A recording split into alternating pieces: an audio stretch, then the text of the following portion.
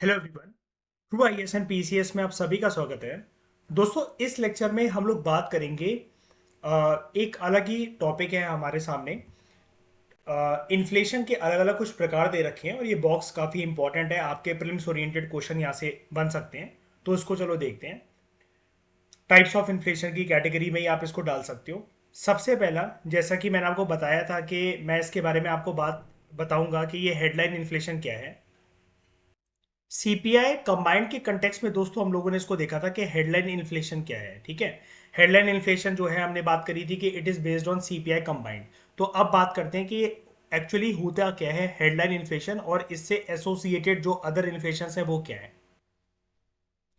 तो दोस्तों, headline inflation क्या होती है, आराम से समझना इस कंसेप्ट को। ये काफी इंपॉर्टेंट कंसेप्ट है। ये वो इन्फ्लेशन है जो कि एक्चुअली ना, जो कंज्यूमर्स हैं, जो हाउस होल्ड्स हैं, वो एक्सपीरियंस करते हैं। मतलब देश में जो भी जनसंख्या है ना, मेजर जनसंख्या के ऊपर जो महंगाई का जो प्रभाव पड़ता है, जो इम्पैक्ट पड़ता है ना, वो इसी फॉर्मेट के अंदर पड़ता है, हेडलाइन फॉर्मेशन के, हेडलाइन इन्फ्लेशन के टर्म्स में। It is what the consumer experience. तो ये है क्या, ये एक प्रकार से रॉ इन्फ्लेशन फिगर है which is reported through CPI combined. ठीक है, मैंने अभी आपको ऊपर दिखाया कि हमने प्रीवियस लेक्चर्स में कंज्यूमर प्राइस इंडेक्स जो कंबाइंड था, जिसके अंदर हम लोग रूरल, अर्बन, सारे इंडस्ट्रियल लेबर, एग्रीकल्चर लेबर सबको कंबाइन करके जो सीपीआई, चार प्रकार के इंडेक्सेस होते हैं सीपीआई के अंदर, लेकिन करेंटली हमारे देश में वेरियस डिपार्टमेंट्स वगैरह सीपीआई कंबाइन को ही यूज करते हैं।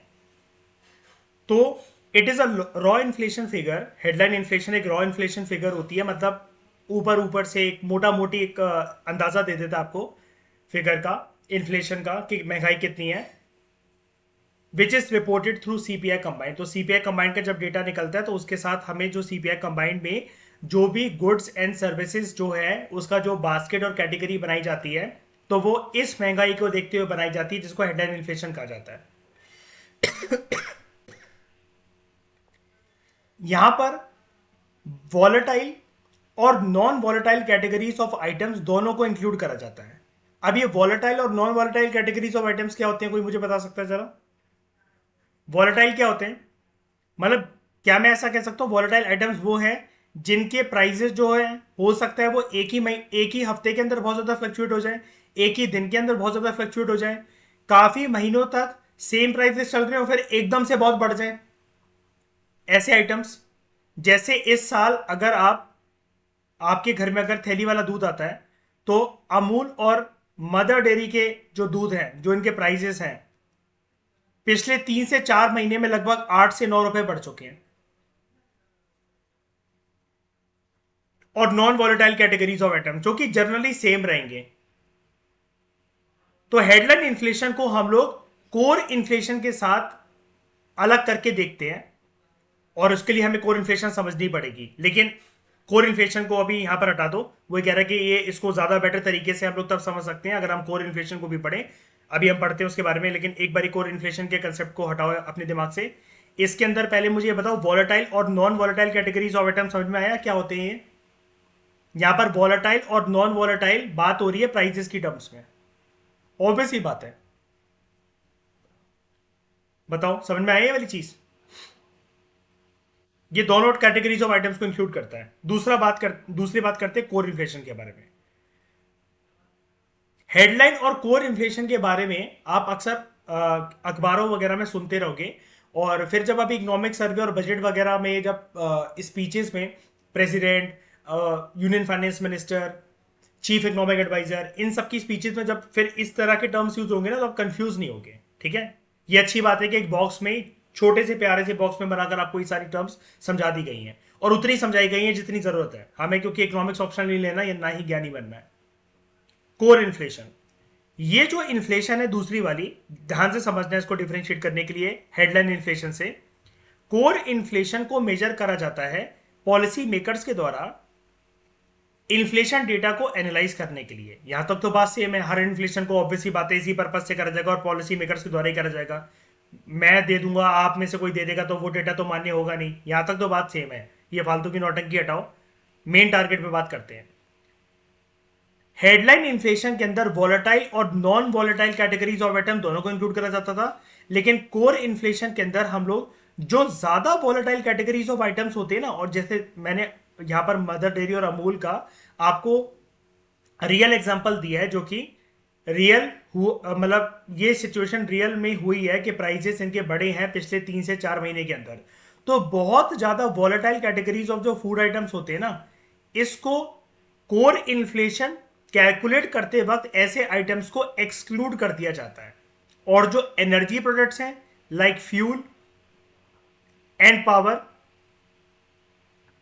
इनको भी एक्सक्लूड कर दिया जाता है।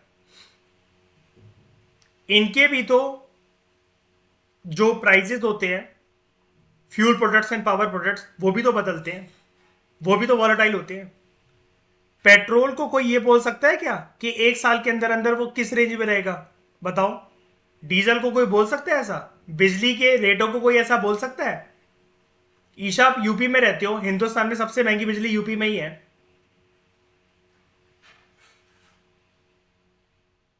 ना? Core core inflation is calculated using CPI by excluding CPI.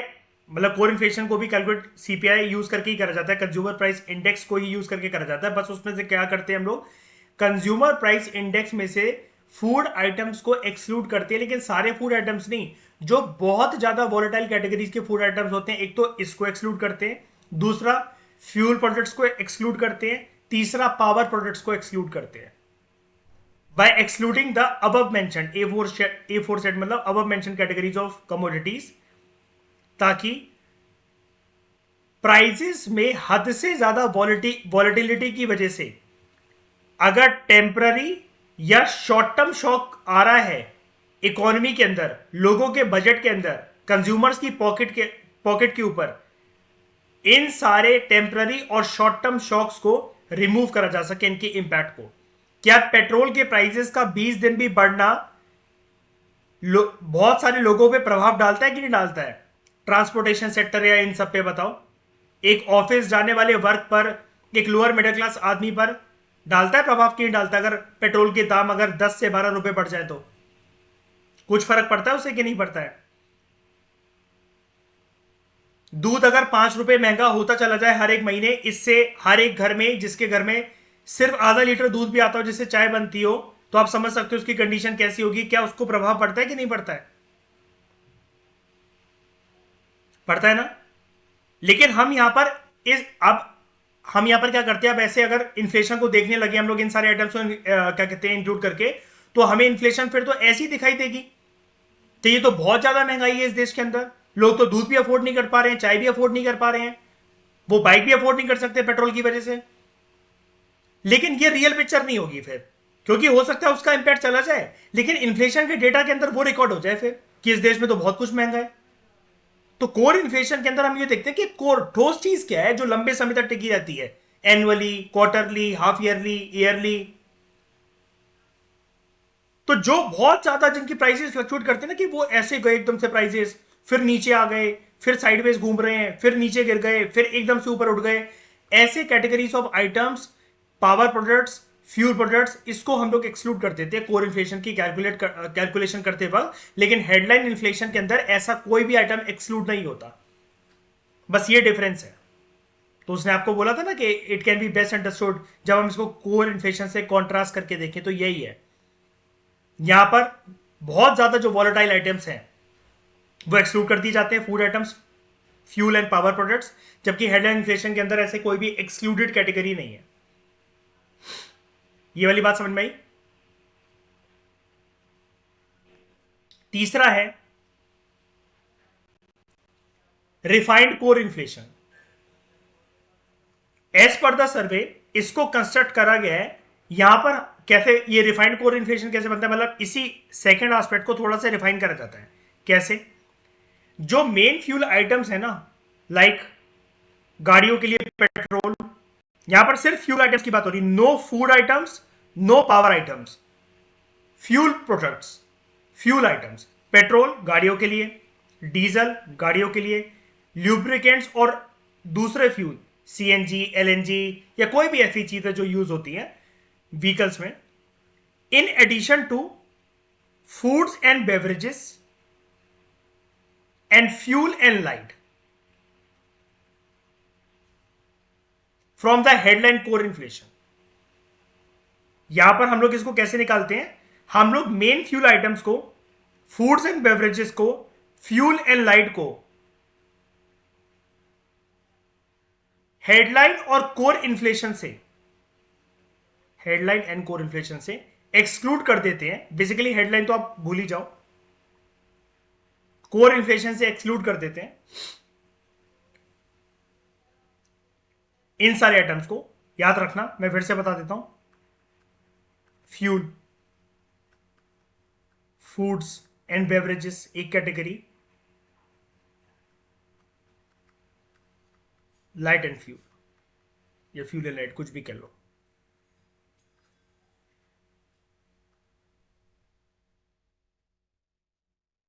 हम इसको जब हेडलाइन इन्फ्लेशन से या कोर इन्फ्लेशन से अगर माइनस कर दें, बेसिकली जो टर्म है ना, इसमें कंफ्यूज मत हो जाना। एक मिनट, मैंने काट दिया गलती से। हाँ, इसमें ना कंफ्यूज मत हो जाना है, हेडलाइन कोर इन्फ्लेशन क्या है। देखो, अगर आप इसको उठाओगे ना यहाँ पर, तो यहाँ पर आपको कुछ वॉलेटाइल आइटम दिख रहे थे कि हेडलाइन इन्फ्लेशन के अंदर हमने ये बात करी थी कि कोई भी आइटम हमें तो दिख ही नहीं रहा कि कोई एक्सक्लूडेड आइटम है, बिल्कुल नहीं है, ऐसा कोई आइटम नहीं दिख रहा हमें। उसमें से इसको, जो फ्यूल आइटम्स है ना, बहुत क्रिस्टल क्लियर वे में डिफाइन करा गया है यहाँ पर, petrol, diesel, lubricants and other fuels. Food, food item के साथ साथ बेवरेजेस डाला गया है। फ्यूल, फ्यूल के साथ साथ लाइट डाला गया है। पावर प्रोडक्ट, जैसे वहां पर ऊपर यूज हो रहा था, एनर्जी पूरा प्रॉपर तरीके से लिखा गया है, घर में आने वाली बिजली वगैरह। इसको हेडलाइन कोर इन्फ्लेशन से माइनस कर दिया जाता है, तब निकलता है रिफाइंड कोर इन्फ्लेशन। लेकिन ये एक आप समझ ही गए होगे, एज सच इसमें कुछ भी यूनिक नहीं है, ये नौटंकी है एक प्रकार की, कि रिफाइंड वे में बस थोड़ा सा हमने फ्यूल की डेफिनेशन को एक्सटेंड कर दिया, फूड्स के साथ साथ बेवरेजेस को भी डाल दिया। तो हमारे पास कोर इन्फ्लेशन में से भी आप ऐसा मान लो कि जैसे कोर इन्फ्लेशन एक चाय है, आपने बोला इसके ऊपर मलाई आ गई है, मैंने छन्नी से उसको छाना तो वो चाय और रिफाइंड हो गई, क्योंकि मलाई उसके ऊपर आ गई, जो उसके ऊपर गरम गरम चाय में आपको देकर आया था, आप मोबाइल देखने में व्यस्त हो गए, वो चाय जो है वो उसके ऊपर मलाई आ गई। आपने बोला मैं मलाई वाली चाय नहीं पीता या पीती, तो उसको छन्नी में डाला, वो दोबारा चाय ही वो वैसी बनकर आ गई, लेकिन मलाई उसके ऊपर से छट गई। तो बस ये जो मलाई है ना, इस कोर इन्फ्लेशन में से, ये रिफाइंड कोर इन्फ्लेशन है, बस ऐसे समझा जा सकता है। हमारे लिए काम के ये दोनों है, ये दोनों। इसको बस इस वे में सीखना है। आप कहोगे तो ये क्या है, ये देखो यहाँ पर लिखा भी हुआ है, जस्ट वेट अ मिनट। ये as per the survey it has been constructed by excluding main fuel items. अब मेन फ्यूल आइटम्स में डिफाइन यहाँ पर कर दिया गया है प्रॉपर तरीके से, कि भाई यहाँ पर पेट्रोल की बात हो रही है, डीजल की बात हो रही है, ल्यूब्रिकेंट्स की बात हो रही है, फूड्स की बात हो रही है, फूड्स के साथ बेवरेजेस की बात हो रही है, फ्यूल की बात हो रही है, लाइट की बात हो रही है। जब आप इसको हेडलाइन कोर इन्फ्लेशन में से माइनस कर देंगे तो हमारे पास ये आ जाएगा। कुछ ऐसी कोई यूनिक बात नहीं है, ऐसी कोई इसकी कोई डेफिनेशन या ऐसी कोई बहुत यूनिक इंटरप्रिटेशन नहीं है कि इसको जो कोर इन्फ्लेशन से अलग बहुत ज्यादा बना देता हूं, ऐसा कुछ भी नहीं है। क्यों? क्योंकि हेडलाइन इन्फ्लेशन में से जब हम volatile categories of food items and energy items and power products को एक्सक्लूड करते थे, ठीक है, तो हमारे पास कोर इन्फ्लेशन आता था। बस ये एक एक्सपेंडेड डेफिनेशन ही तो है इसका, food items, fuel items and power products का। ये जो नीचे ये जो आइटम्स, ये चीज है, ठीक है। ये वाली बात समझ में आई? टेक्निकल या टिपिकल तो नहीं लगा किसी को? हाँ, एक बारी मैं इसको क्लीन कर दूं पहले जरा, फिर बताओ। देखो, आप पूछ रहे हो non volatile categories of items. याद रखना, आइटम्स वो होंगे जो कि कंज्यूमर को इंपैक्ट करेंगे। अब यहाँ पर जो सीपीआई है, तो सीपीआई के अंदर जो है वो कमोडिटीज भी हैं, वो सर्विसेज भी है। Non volatile categories of items ऐसे, अब इसको, जो महंगे प्रोडक्ट्स होते हैं ना, जैसे इनके रेंज बहुत ज्यादा नहीं बदलते, बहुत ज्यादा। जैसे बाइक, कार। एक इंसान को अर्पित पता होता है कि अगर वो कार का बजट आगे से 5 साल के बाद, 5 साल आगे या 3 साल आगे भी बना रहा है, कि मान लो फॉर एग्जांपल हम बेटी को दहेज में कार देंगे, ठीक है, बेटी के लिए मतलब उसकी शादी में दहेज में कार देंगे, या फिर हम फैमिली के लिए भी कार प्लान कर रहे हैं, एक हस्बैंड वाइफ है वो कुछ चीज प्लान कर रहे हैं, तो उनको पता होता है एक एक्सपेक्टेड बजट लेकर कितना चलना है, राइट। इसके अंदर कैटेगरीज भी बहुत सारी, और कोई बहुत वॉलेटाइल, बहुत मतलब ये नॉन वॉलेटाइल आइटम्स हैं। मतलब हम कभी भी एक्सपेक्ट नहीं कर सकते कि मतलब फोर्ड एंडेवर या फिर ये रेंज रोवर वगैरह के कल को 1 लाख की हो जाएगी, इतना नीचे प्राइस गिर जाएगा। चाहे न्यू ईयर से न्यू ईयर ऑफर ऑफर लगाओ, चाहे कोविड से भयंकर महामारी आ गई हो, बताओ ऐसा होगा क्या? नहीं। अब ये तो हो गई कमोडिटीज जैसे। और भी अगर हम लोग बात करें, और भी गुड्स, लाइक शूज की आप बात कर लो, स्लीपर्स की बात कर लो, ब्रांड्स की बात कर लो, अगर आप ब्रांडेड जो गुड्स होते हैं, इनके रेंज बहुत ज्यादा नहीं बदलते, बहुत ज्यादा नहीं बदलते हैं। सर्विसेज की अगर आप बात करो, तो आप बात कर लो स्कूल फीस की, ट्रेन टिकट्स की।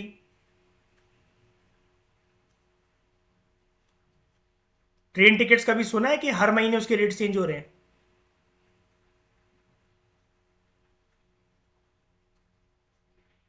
हाँ मतलब हर महीने महीने, मतलब एक बंदे को पता होता है ना। एयरवेज, एक बंदा जिसको प्लेन में बैठना है, अगर वो इंडिया के बाहर की ट्रिप प्लान कर रहा है, तो ये चीज सबको पता होती है ना, कितना पैसा हमें चाहिए प्लेन प्लेन को जोड़कर टिकट को लेकर। ये नॉन वॉलेटाइल आइटम्स हैं। नॉन वॉलेटाइल आइटम्स मतलब बेसिकली वो है, इनकी डेफिनेशन अर्पित कुछ इस प्रकार से होती है, जो at least 1 quarter, 2 quarter, half yearly, अगर इनके प्राइसेस अगर सेम है ना, साल में बहुत ऊपर नीचे नहीं हो रही, बहुत मतलब इन द सेंस के अगर ये यहां पर अगर दिख रहे थे जाते हुए, तो कॉम्पिटिटर्स इतने थे इकोनॉमी के अंदर उसी ब्रांड के कि उन्होंने नीचे घटा दिए प्राइस, तो इन्होंने दोबारा अपने प्राइस यहां पर इस लेवल पर ले आए, और इन्होंने सोचा फिर हम इतना सस्ता क्यों करें, तो ये भी इस लेवल पर ले आए। इसलिए कभी चिप्स के पैकेट जो है ना, वो आपको कभी दिखेगा ही नहीं कि कोई भी ब्रांड जो है, अगर जो 10 रुपए की साइजेस वाले चिप्स आते तो उसमें कोई 15 का बेच रहा हो, वो टिक ही नहीं पाएगा मार्केट के अंदर। क्योंकि वो कहेगा कि भैया यूनिक से यूनिक फ्लेवर हम डाल देंगे ना, सोना चांदी भी डाल देंगे इसके अंदर। भैया लोगों के पास अनगिनत चॉइसेस है, अनगिनत, 10 रुपए में। जो चॉकलेट्स होती है ना, 10 वाली डेयरी मिल्क, 10 वाली किटकैट, 10 वाली 5 स्टार, इसमें कभी करेंगे ही नहीं कि 10 का रेट 18 रुपए या 11 रुपए या 12 रुपए कर दिया। उनको पता है भैया ऐसा भी कुछ बहुत यूनिक नहीं आता हमारी चॉकलेट के अंदर। अगर हम कुछ जानते हैं तो दूसरे कंपनी वाले भी वो बाजार से लाकर 10 रुपए की फाड़कर चॉकलेट वो भी जान जाएंगे कि अंदर क्या इंग्रीडियंट्स मिले हुए हैं, और कंपटीशन बहुत है। कोई इंसान कभी मतलब एक एक्स्ट्रा 5 रुपए का सिक्का या फिर 2 रुपए एक्स्ट्रा जेब में लेकर नहीं घूमेगा। 10 का नोट ही जनरली या 20 का नोट ही वो लेकर आएगा, तो 10 वाली चॉकलेट्स में भी बहुत वैरायटी है। तो जो राइवल कंपनीज है वो कभी करेंगी नहीं 15 रुपए के निकालने के चक्कर में, क्योंकि उनको पता है 50 में से 5 कंज्यूमर अगर खरीद कर जा रहा है, हम घाटे में ही चल रहे हैं इसका मतलब। क्योंकि 10 वाले में तो 50 में से 50 कंज्यूमर खरीद रहे हैं फिर उसको। अब समझ में आया अर्पित, कि जो हाफ ईयरली एटलीस्ट क्वार्टरली तक मेंटेन रहे। नहीं नहीं यार, नॉन एसेंशियल प्रोडक्ट्स नहीं है, मतलब ये ऐसे प्रोडक्ट्स हैं, एसेंशियल तो हैं, लेकिन कंज्यूमर्स के टर्म्स में अगर इसको देखा जाए तो इनके प्राइजेस, या फिर मार्केट के टर्म्स में देखा जाए तो इनके प्राइजेस बहुत ज़्यादा फ्लक्चुएट करते नहीं है काफ़ी महीनों तक। इनमें से क्या चीज़, इनमें से जितने मैंने बताई है, बताओ ये नॉन एसेंशियल क्या है इनमें से?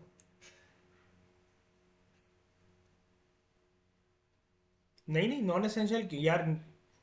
नहीं, किसी किसी का काम होता है, एमएनसी कंपनी वगैरह मतलब एक एक दिन दिन के अंदर वो बेचती है प्रोजेक्ट्स लेकर और वो लेकर। हाँ। क्या करते हो? हाँ 5। हाँ हाँ। हाँ, और उसके उसके इतने प्राइसेस नहीं बदलते इतने, यही तो हम डिस्कशन कर रहे हैं।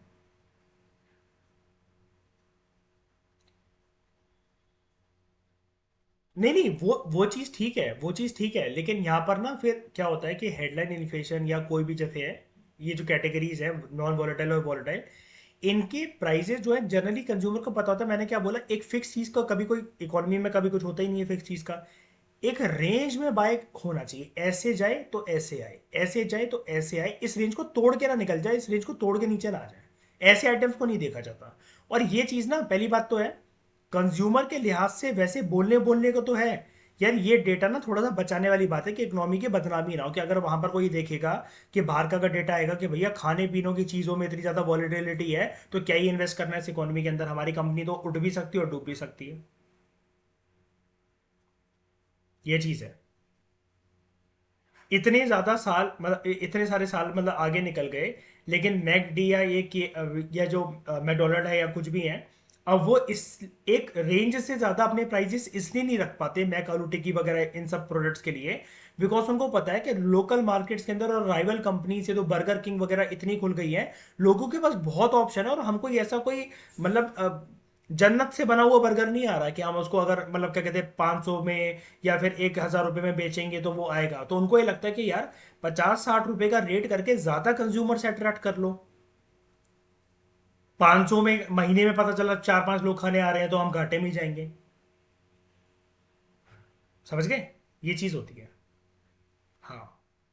कोई मतलब इसका कोई प्रिसाइज क्रिस्टल क्लियर वे नहीं होता, लेकिन बेसिकली बात ये है, इसको ऐसा नहीं कहा जा सकता लेकिन कि एसेंशियल है कि नॉन एसेंशियल है, क्योंकि ये पर्सन के पर्सपेक्टिव से डिपेंड करता है। अब जैसे एयरवेज के प्राइजेस अगर कुछ महीनों में बहुत ज्यादा रोटेट कर गए, जो कि करते हैं, अब जैसे न्यू ईयर आएगा, महंगे हो जाते हैं गोवा वगैरह की टिकटें वगैरह, लेकिन यही अगर मान लो कि लोकल उसमें कहीं जाना है, पास में जाना है, तो वो महंगी पड़ती है, कहीं इंडिया में अगर दूर की स्टेट में ट्रैवल करना है जिसमें कोई टूरिज्म नहीं है, कुछ भी नहीं है, काम से जाना है, उसके रेट तो वहीं के वहीं रहते हैं। बात ये भी होती है। तो और पर्सन के पास ऑप्शन है कि फिर जो यार जो चीज मतलब क्या कहते हैं नॉन वोलेटाइल है उससे चलो। जो घरों में एक बार बताओ मयूर क्या बातें नहीं चलती हैं कि नहीं यार रहने दो, इस फलानी चीज के या इस इससे जाएंगे, बस वगैरह से जाएंगे तो 1000 रुपए पर टिकट पड़ रही है, इससे बड़ी तो अपनी गाड़ी में सब लोग कंट्रीब्यूट करके इतना पेट्रोल वेट्रोल करके हम लोग ये गाड़ी कर लेते हैं या बस ही हायर कर लेते हैं, इससे बढ़िया तो ट्रेन से ही चल लेते हैं। स्कूल में क्या सारे लोग क्या डीपीएस, पूरा हिंदुस्तान क्या डीपीएस में पढ़ रहा है क्या? नहीं। सरकारी स्कूलों की अगर फीस करो तो फीस की बात करो तो वो बिल्कुल क्या कहते हैं उतनी है, रीजनेबल है, उसमें तो कोई किसी प्रकार की इन्फ्लेशन नहीं बढ़ती, और ज्यादातर हिंदुस्तान वर्ग का जो मतलब जो स्कूल स्टूडेंट्स हैं वो सरकारी स्कूल में ही पढ़ रहे हैं। हाँ, ये डिपेंड करता है, और देखो household to household भी, और ये भी डिपेंड करता है ना, देखो इन्फ्लेशन मैंने बताया था जनरली चैप्टर 1 का, ये इस चैप्टर में पार्ट 1 का सबसे बड़ा रूल यही था। मैंने आपको ये बोला था भाई, ये भाई साहब ये आपकी ना उस पर डिपेंड करता है, इनकम पे डिपेंड करता है कि आपको इन्फ्लेशन छू कर जाएगी कि नहीं जाएगी। कई लोग होते हैं, देखो देश में दो कैटेगरी के लोग होते हैं। एक होते हैं जो कोई भी सामान को शोरूम में या किसी दुकान में हाथ लगाने से पहले वो प्राइस टैग चेक करते हैं। दूसरे होते हैं वो पहले ले लेते हैं और फिर दुकानदार से पूछते हैं इसका कितना हुआ, बिल बना दो जरा। दूसरी कैटेगरी में ऑप्शन सेलर्स आते हैं मयूर। वो, पह, वो पहली पहली कैटेगरी के अंदर इंट्राडे ट्रेडर्स आते हैं। वो जिस दिन उनका प्रॉफिट होता है उस दिन वो उसके हिसाब से वो बिहेव करते हैं। हाँ।